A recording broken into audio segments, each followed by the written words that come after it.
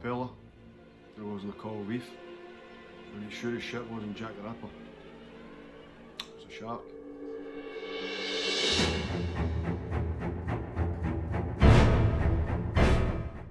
Jaws was the movie adaptation of the Peter Benchley novel of the same name. It went into production in 1974, hit theatres in 1975. The film starred Roy Schneider, Robert Shaw and Richard Dreyfuss, and was the second film of the then 26 years old Steven Spielberg.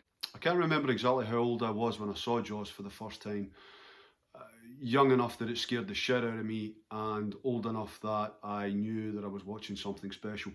Put simply, Jaws is the story of a rogue shark that has staked a claim off the shores of Amity Island and is going to continue feeding there until it's either stopped or the food supply runs out. Jaws' strength for me, and why it's aged so well over the years and continues to, is, first of all, I think the shark holds up fantastically well. When you consider that it was made and developed in an era when it was acceptable to look like this, it's safe to say that the special effects department got that one absolutely bang on. The next thing would be the perfect casting and the outstanding character development of the protagonists.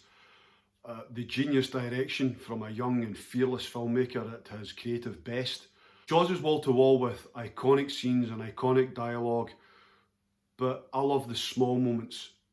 Richard Dreyfuss' sharp intake of breath as he looks at the remains of the first victim and tries to compose himself. Robert Shaw quietly slipping on his fishing harness as the fishing line spools off into the sea.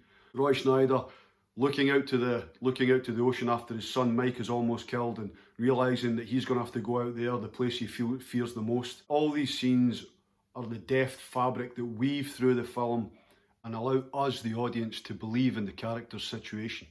If it wasn't for these little moments peppered throughout the film, then when we get to the finale, it's just three guys in a boat trying to kill a big shark. Shoot for Jaws was troubled. It went way over budget, way over schedule.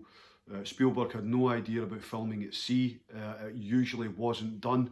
The studio films to that point were shot in water tanks and studio backlots, but it was a deal breaker for Steven Spielberg that he'd be allowed to shoot on the open ocean to give the film its feeling of authenticity.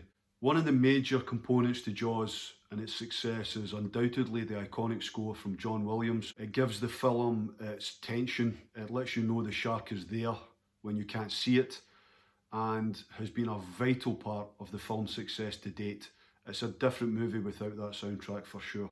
From the lone swimmer attacked at the beginning of the movie, to the fisherman on the dock and the immortal words, "Swim Charlie, take my word for it, don't look back," to the Indianapolis speech from Quint, to the finale where Brody is alone on the mast.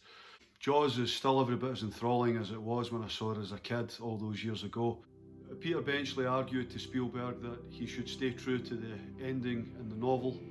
Spielberg said to Benchley, "If the audience has come this far with me, then they'll stay with me till the end."